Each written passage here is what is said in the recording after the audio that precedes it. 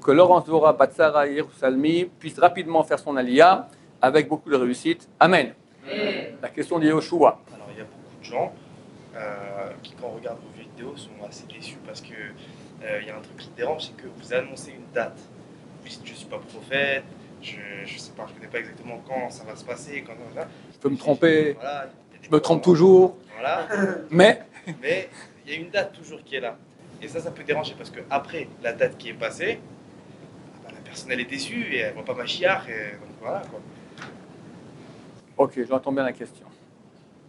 D'abord, il faut savoir que tous les grands d'Israël, peut-être que j'ai changé le tour, on va dire 90% des grands d'Israël de tous les temps ont donné des dates à la venue du Mashiach. En disant ce sont des dates, Rashi. Le premier qui a donné, que c'est beaucoup de Rishonim, c'est Rav Sadia Gaon. Rav Sadia Gaon, c'était un géant, d'accord, au 8e, 9e siècle. Et il s'est planté. Rashi dit, il a donné une date, et il s'est planté, et nous on donne aussi une date. Et Rashi donne une date, dans Daniel, je crois, chapitre 8. Moi aussi, je donne une date. Et si elle ne viendra pas, on donnera une autre date aussi après. Le Ramban a donné une date, Nachmanide. Rav Sadia Gaon, comme j'ai dit. Rashi. Rav Israël n'a pas donné de date. Il parle dans le Mishnah il parle dans la 1984, jusqu'à là, certainement Mashiach sera déjà venu. D'accord? Mais il ne dit pas que ça viendra comme ça. Il faut comprendre que tout ce qu'il donne, il donne des dates qui sont possibles. Le Malbim a donné une date, le Gaon de Vilna a donné une date, le Rambam c'est le meilleur. Le Rambam, dans Lettres au Yémen. À l'époque, il y a au Yémen un type qui a dit je suis Mashiach. Il a commencé comme ça, les gens commencent à se réveiller, Mashiach, etc. Les gens, les responsables de la communauté ont écrit au Rambam qui était en Égypte, qu'est-ce qu'on fait? Si on laisse comme ça, les Yéménites, l'État yéménite, Ishmaélite, va dire c'est quoi cette histoire-là, ils vont faire un pogrom. D'accord, ils ne veulent pas qu'il y ait des émeutes, des gens croient un truc pareil. On le liquide, on ne va pas tuer quelqu'un comme ça parce qu'il dit qu'il est Mashiach. Qu'est-ce qu'on fait? Le Rambam a dit comme ça, vous l'enfermez en prison, comme un fou. D'accord? Et il écrit une lettre. C'est extraordinaire, c'est un vrai séminaire, c'est extraordinaire. Sur la venue du Mashiach, comment ça se passera, sur l'éternité d'Israël, comment on est en exil, notre rapport avec le monde arabe. C'est une beauté, c'est une lettre extraordinaire. Ça existe en français, c'est épître au Yémen. On peut le trouver sur le marché en français. À un moment, il écrit comme ça, sache que tout celui qui donne une date, quand Mashiach vient, forcément il se trompe. Ça n'existe pas. C'est tout faux. Ça sera toujours tout faux. 2 pages après, il dit, mais moi, j'ai la vraie date. Et je l'ai reçu de mon père, qu'elle a reçu de son père, etc., jusqu'à David Ameller, quelque chose comme ça, il dit. En tout cas, j'ai reçu la vraie date. Il donne la date, il faut la chantem, un nombre d'années, évidemment, il s'est planté lui aussi. Moi, je crois que ce qu'il a voulu dire là, aux gens intelligents, il a dit, on peut jamais savoir, mais s'il dit, on ne peut jamais savoir, beaucoup de gens dans le peuple vont être découragés, donc moi, j'ai aussi une date, comme ça, pas trop tard, pour donner du courage aux gens. Donc, le fait que je donne une date, et que je rajoute à chaque coup 30 fois, je peux me tromper, je me trompe toujours, ça fait 36 ans que je me trompe toujours, d'accord? Les gens comprennent que ce n'est pas forcément. Mais il faut comprendre. Le Malbim donne l'exemple suivant. Le Malbim dit que c'est vrai que la Gemara, elle dit que celui qui donne une date quand Mashiach viendra, ça repousse la venue du Mashiach. Alors il répond comme ça, il dit, le Talmud est écrit au début de l'exil. C'est comme un papa qui part avec son fils.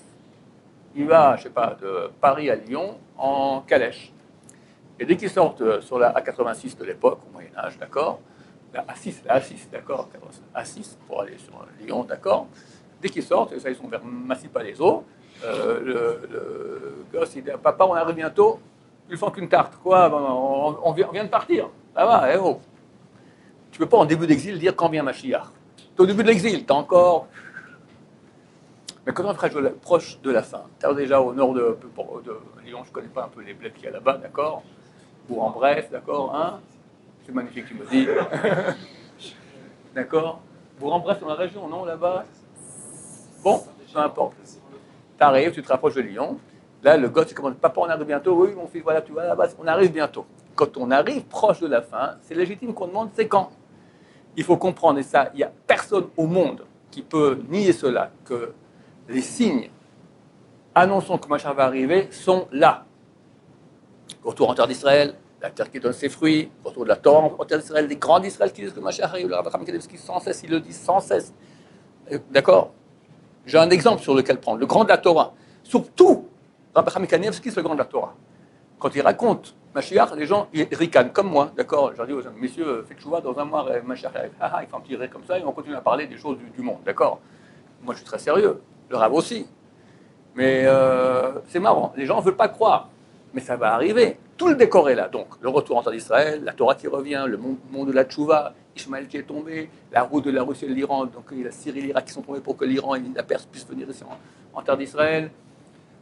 La guerre entre l'Amérique et l'Iran, c'est incessamment, sous peu, ça nous pend au nez. Tout ça, c'est très clair, on y est. Quand ça sera exactement, personne ne sait. La fin de l'État, la direction de l'État du Erev Rav en Israël, ça aussi, les dates sont écrites. On est aussi dans la période. Donc c'est clair qu'on est dans la période comme une femme qui accouche. Quand vous êtes marié dans Hachem, une femme, elle va accoucher, à l'accouchement. Et on arrive à la phase d'accouchement. C'est-à-dire que l'accouchement, d'abord des heures où elle a les contractions permanentes, on commence à voir la tête du bébé qui va sortir. Et elle a des contractions, les femmes qui m'écoutent le reconnaîtront, terribles. Ils ont à peine le temps de respirer. Les contractions viennent très très rapides, tous les minutes et demie, quelque chose comme ça, une nouvelle contraction. Les pires, pour que le gosse y sorte. Et il faut qu'elle pousse. Elle doit faire un effort comme ça pour pousser. Et la sage-femme nous dit, allez-y, c'est la dernière, poussez, poussez, poussez. Et le gosse, il ne sort pas. Elle fait un peu, de nouveau là, elle se met à hurler, elle pousse, poussez, poussez, poussez, c'est la dernière, c'est la dernière. Elle pousse, il ne sort pas. Des fois, 1 heure comme ça. Alors, tu peux dire, cette sage-femme nous dit qu'il sort, il sort, raconte des histoires, et tu rentres à la maison. Tu laisses ta femme.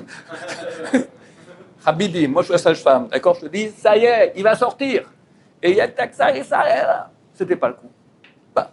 Ça pouvait sortir. Les dates qu'on donne, c'est toujours des dates qui sont potentielles, ça devait arriver, mais Dieu a décidé pour raison X, Y, Z, on attend encore un peu. Mais personne ne peut dire maintenant, on se plante complètement, on rentre à la maison. On y est. Il ne faut pas être aveugle. Donc, imagine le contraire, j'en parle jamais. On n'en parle jamais, personne n'en parle, hein, tout, voilà.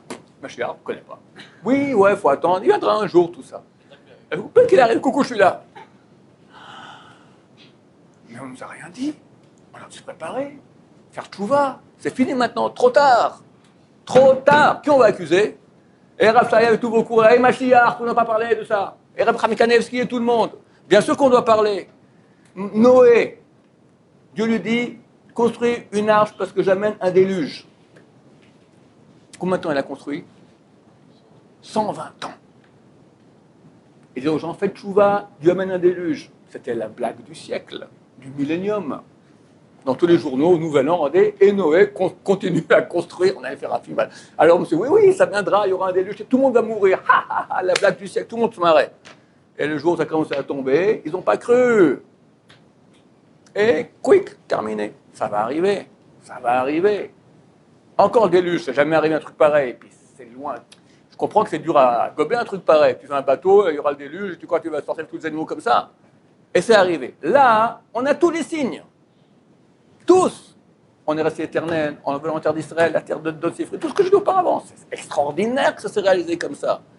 Ishmaël, c'était tellement fort contre tous les pays arabes, c'était tellement fort, tellement nombreux, et il n'y a plus rien du tout. C'est miraculeux. Chaque chose, c'est un miracle. La terre d'Israël, c'est un miracle. La tchouva, c'est un miracle. Tous ces miracles ont lieu. Tu vas dire non. Quelqu'un vient et dit, ça va arriver. Ok, alors on n'est pas prophète.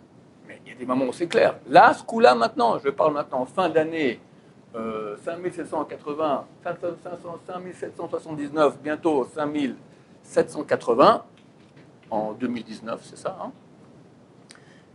À mon avis, comme j'ai dit dans un cours précédent, il suffit que l'Iran fasse encore une petite attaque en Arabie Saoudite, c'est terminé. C'est le crash total. Ça peut arriver. C'est une chance sur 2.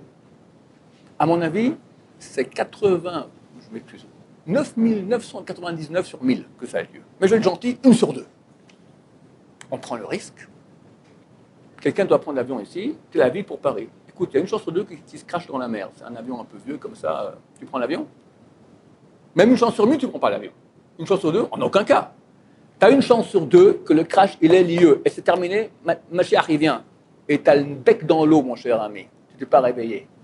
Donc, mitzvah de dire. Et je sais que beaucoup de gens disent, ouais, Rav Shaya, avec Mashiach, allez, continuez à dire.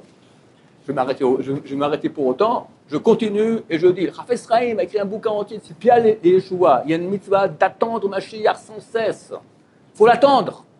Alors, tu peux attendre et pas en parler, voir ce qui se passe et dire, quelqu'un qui ne vit pas que chaque moment Mashiach il arrive, il n'attend pas Mashiach. Et c'est le Rav Esraïm qui a inventé ça. Ici, le Rambam. Rambam, il a 13 articles de foi. C'est les bases de la Torah. Il dit, c'est une obligation à chaque juif, non seulement de croire que Mashiach va venir, mais d'attendre. Et celui qui ne l'attend pas, alors il est koffer. C'est un non-croyant dans toutes les prophéties du peuple non seulement il est koffer, non seulement les passages des paroles des sages, mais toutes les paroles des prophètes d'Israël. Attendre. Attendre. C'est quoi attendre? T'attends. T'as un bus, d'accord? Ça fait déjà 1 heure que t'attends. Tu sais comment tu fais? Tu attends le bus, comme ça, la route elle est là, tout le monde tourne la tête vers là. Il ne va pas arriver plus rapidement à cause de ça. Mais t'attends, tu regardes là-bas, t'en peux plus, tu as envie de mettre comme ça, voir ce qui va arriver. D'accord? Comme ça, on doit au moins attendre comme ça, Mashiach. Au moins, un bus, qu'est-ce que c'est un bus? Réveillez-vous. Alors je pense que peut-être que c'est un des rôles que j'ai sur Terre d'aller, réveiller les gens, et je dis que c'est légitime. 1, les grands rabbins l'ont fait. 2, le grand génération, le rabbin Kanevsky, il le fait. 3, si on ne le fait pas, on est coupable. Pourquoi personne n'a averti? Donc on avertit. Oui. On va faire quelqu'un qui est le gars de notre génération, il se présente comme vous le faites. Regarde, lui, s'il pouvait faire 1000 fois plus, il le ferait. Les gens autour de lui, qu'est-ce qui s'est passé? Lui, c'est pas... Moi, si je me trompe, c'est rien. Lui, à War Kodesh, le grand de la génération. Maintenant, il annonce très souvent que Mashiach vient. Il y a 5-6 ans, il a dit au Rav Mishkovski. C'est un grand mashgiach à Bnei Brak. Il lui a dit, il est venu le voir, tu prends maintenant un haut-parleur, tu tournes dans Bnei Brak avec une voiture en annonçant, faites tchouva, Mashiach, il arrive. Comme il a raconté ça en public. Le Rebbe m'a dit maintenant d'aller. Bon, je ne sais pas s'il a fait le coup du machin, mais il a annoncé en public. Il y a une cassette qui est une vidéo qui date de pas mal de temps. Bien sûr qu'il le vit.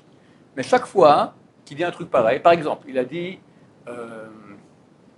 c'était au mois de février, il y avait les élections un peu avant Pessah. On a posé une question, il dit jusqu'à là, Mashiach viendra. Quelqu'un a posé une question, élection, pas élection. Il dit Mashiach viendra, c'est clair que Mashiach viendra, il n'y aura pas d'élection. Il y a eu élection.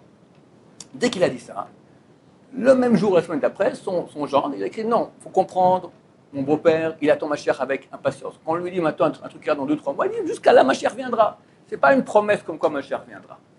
Donc, il fait en sorte, comme moi je dis 1% de ce que j'ai envie de hurler, d'accord, je me retiens très très fort. Là, ça va, je me suis un peu lâché, là, ça me fait du bien. On a tellement de preuves, c'est idiot de ne pas en parler. Donc, voilà. On se trompe. Je pense que l'exemple que j'ai donné maintenant de l'accouchement est tout à fait vrai. Personne ne sait quand le bébé va sortir. Personne ne sait. Mais qu'on est en phase d'accouchement, que chaque fois maintenant c'est une contraction, il peut sortir, c'est clair. Et là, je vous dis, ça serait miraculeux que l'Iran ne va pas encore faire une attaque sur l'Arabie Saoudite. Miraculeux. Et s'il le fait, c'est terminé. Il n'y a aucune raison au monde qu'il n'y ait pas le crash financier, la guerre, tout, ça peut être de tous les côtés. Donc, c'est très logique. Maintenant, c'est vrai, ça peut déranger. Quelqu'un, il finit tranquillement dans le collet, un Rav Shaya qui parle encore de Mashiach et tout ça. Et puis c'est vrai, ça fait 30 ans qu'il en parle, donc ça perd. C'est vrai, là j'ai perdu. Parce que les gens maintenant, ah bon, c'est nouveau. Si je me serais tué pendant 30 ans, et là j'aurais parlé, tout le monde aurait dit, ah ouais, c'est génial. Mais je ne pouvais pas savoir il y a 30 ans que ça durait 30 ans. Et à chaque avertissement, à chaque fois que ça y a un tout nouveau truc, on y croit. En tout cas, il y a une mitzvah d'attendre Mashiach, et celle-là, j'ai vérifié pour finir, c'était la 4e question. Je me souviens bien, quand tu arrives au Olam Haba, on te pose 6 questions. La 4e, est-ce que tu as attendu Mashiach? Il y a un jugement au Olam Haba. On va te juger pas sur 613 mitzvot, sur chaque alinéa du Shulchan Aruch, avec les Sharatzion, Biur Halacha, tout. C'est des millions de questions qu'on te pose. Tu as fait ci, tu as fait ça, tu as fait ci, tu as fait ci, tu as fait ci. 4e question qu'on te pose, c'est quand même super basique. Est-ce que tu as attendu Mashiach? Alors il faut l'attendre. Et des cours qui renforcent les gens en disant, messieurs, ça arrive, préparez-vous, attendez-le, c'est super important à mon avis. Il faut être prêt, c'est pour ça que je hurle, préparez-vous. Il faut que la personne soit prête. Il faut préparer, il faut faire tchouva. Combien de temps ça prend de faire tchouva? Habibi, 10 secondes, 1 minute. C'est vrai. Alors, Avera, Tchouva. Et fais en sorte que quand le Mashiach arrive, c'est en Tchouva. Maintenant, c'est la bonne époque, sois en Tchouva maintenant. En Brera, on ne va pas attendre. On ne peut pas attendre indéfiniment que tout le monde fasse Tchouva. Il ne faut pas rêver. Il y a une deadline. L'armée Samba Shaoul, il y a 30 ans, il a dit, dans le plus grand stade qu'il y a en Israël, il y a une grande réunion de tous les religieux, etc. Il a dit, Mashiach, il est là, il veut venir. Pourquoi il ne vient pas? Il dit parce qu'il y a des milliers, et lui, vous voyez ce qu'il y a dans la Maba, des centaines de milliers d'ancêtres qui prient à Dieu, Dieu attend un peu que mon petit-fils il se fasse Tchouva.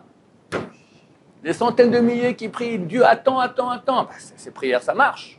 Donc Dieu attend, mais il leur dit, ok, jusqu'à quand? Jusqu'à quand? On attend dans l'humanité, elle va, regarde avec ces boîtes-là, maudites, qu'est-ce que les gens y font aujourd'hui, d'accord? En plus, elle apparaît sur le machin, d'accord? Alors, ça va plus. S'il vient pas maintenant, qu'est-ce qu'il y aura? Rien que des tarés, des accès sexuels. Charles ne vient pas bientôt, c'est terminé.